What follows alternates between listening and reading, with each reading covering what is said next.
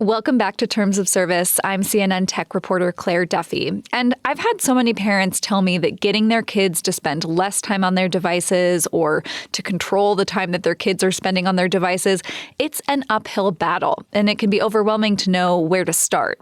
But I have someone here with me today who has thought about this issue a lot. Nikki Petrosi is a mom of 3 and a former social media executive turned social media reform advocate. She's the host of Scrolling to Death, a podcast for parents who are worried about the pull that social media has on their kids. And we're going to talk through some practical tips for managing kids' screen time. Hi, Nikki. Thanks for being here. Hi, Claire. Thank you for having me. So before we really get into it, will you just talk a little bit about how you became interested in making sure that kids have a healthy relationship with technology? Sure. When my kids were getting a little bit older, maybe my daughter was around 5, I was like most parents posting her online, and she really liked to dance. And I remember I was really proud of that. She had great beat, and I got a lot of pride in posting her. And then around 5, I started to think, wow, this is like her body. She's becoming like a bigger girl. Maybe I should be protecting her identity online. And so I stopped posting her, and I'd never been a big social media person either. And so I just stopped using social media entirely. And this was during 2020. Everything was really stressful. And I decided my time was better spent off of social media personally, which was interesting because my job was a social media manager. But I went probably 3 years without any social media, and I felt really great. My relationships with people were better, communicating one-on-one. But I still would look around and notice everyone so deep in their phones. And a Surgeon General's warning came out too in 2023, warning parents about how social media could be detrimental to your children's mental health. And, I saw stories of kids being killed by things that were happening on social media. And I thought that it would be important for all parents to understand the harms and the risks before we give our kids access. And you have 3 kids now. Talk a little bit about where you're at in your personal family journey with technology.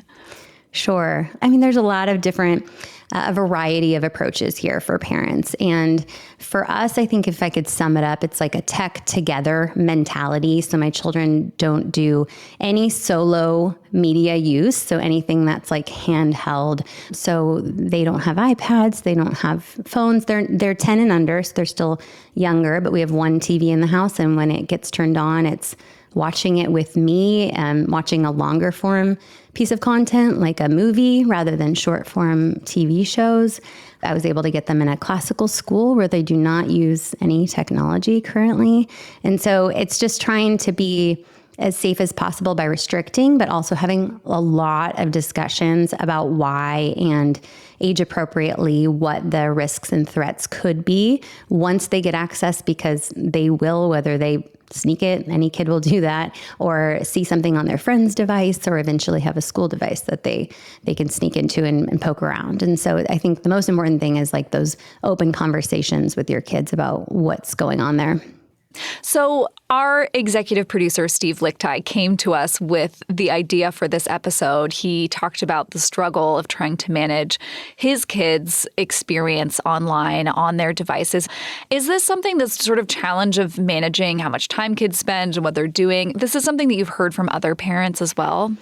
I think it's probably the number one thing parents are struggling with is how to manage the children's screen time. And again, why I've chosen like basically none, because I don't want to have that fight every day. There was actually a survey by a company called Angel Q. They did a survey, and the average parent faces nearly 500 screen time battles every year with their kids. So more than one time a day, they're fighting with their kids over screen time. And I think there's a couple things here, like the companies who built these devices and apps don't make it easy for parents to figure out how to limit their children's screen time and manage their use, because that means less profit for the company. And so it's purposefully built to be a little bit confusing. And so that causes stress for parents. And then also I think parents are just like, why is this so hard? Like, why do we have to be in this position to try to fight with our kids over this when it's the the company's decisions to make these things addictive, to make the parental controls really difficult. And so I think parents are getting to a phase now where we're like, we need to pressure the companies to do better. Like, this isn't our fault for failing to be able to keep them safe. Like, we need to push back. Yeah. You talked about just sort of the different approaches that parents can take to this issue, but I want to just sort of talk a little bit about Steve's situation. He's got an 11-year-old and a 14-year-old, and I'm curious what comes to your mind first when you think about restricting or creating boundaries around screen time for that age group. It's it's going to be very difficult. There's layers you have to be thinking about. It's monitoring from the upper, like the router level. So you can go to your internet provider and set up protections from the router level so things aren't getting through on your internet, on your Wi-Fi.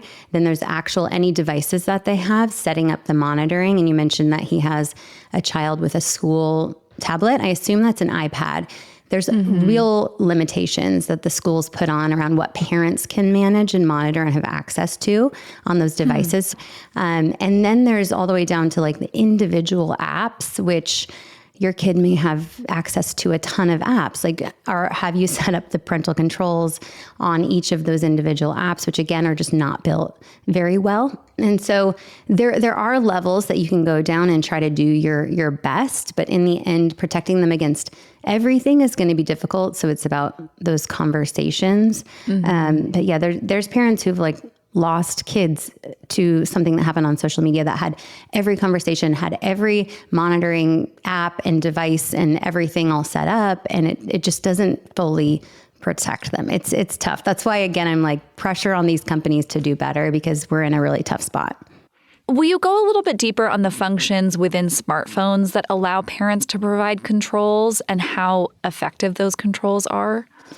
Sure. So let me start with iPhones because I think it's like 88% of teens have an iPhone. That's in the US.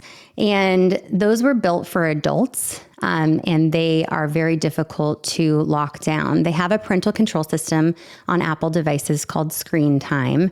There are really huge holes in it. I hear from a lot of parents that struggle with setting it up, with managing it. Like, why did my kid get access to this app that I didn't approve?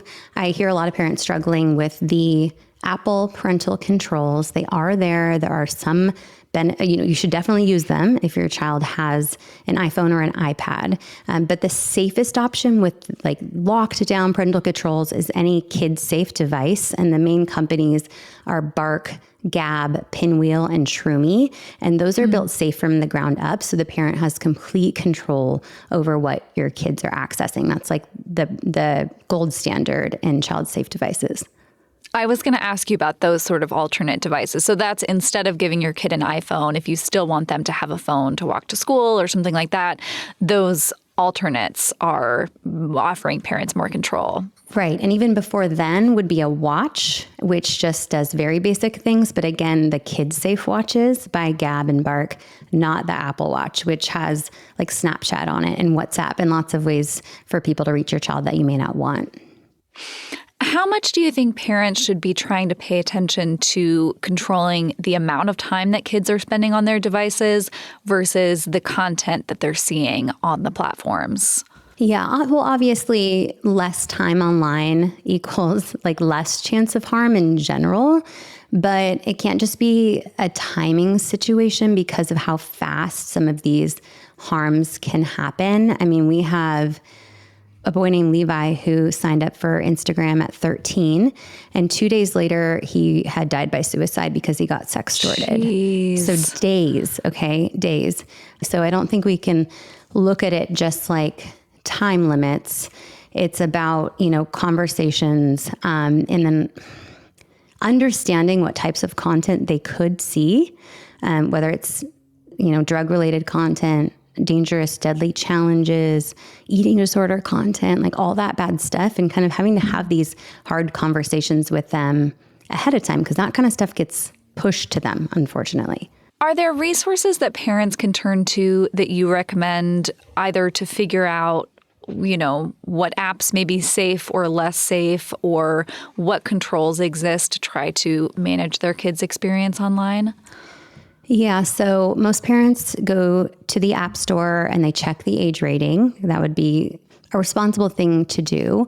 But the problem is that the apps themselves, so when they submit their app to the App Store, they fill out a self-filled checklist of what types of harms they could have.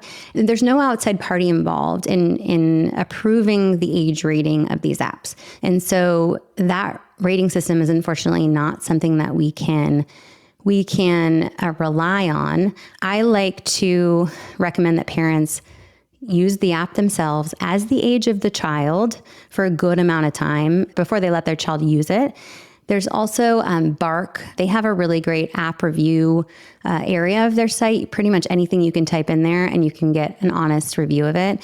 Also, I would say Protect Young Eyes. Chris McKenna is an incredible global speaker on this topic, but also has an organization that offers some good content that parents can double check what's safe and what's not. But always use it before they do, and then don't just set it and forget it. Like keep going back and checking because things can change very quickly, like I mentioned before.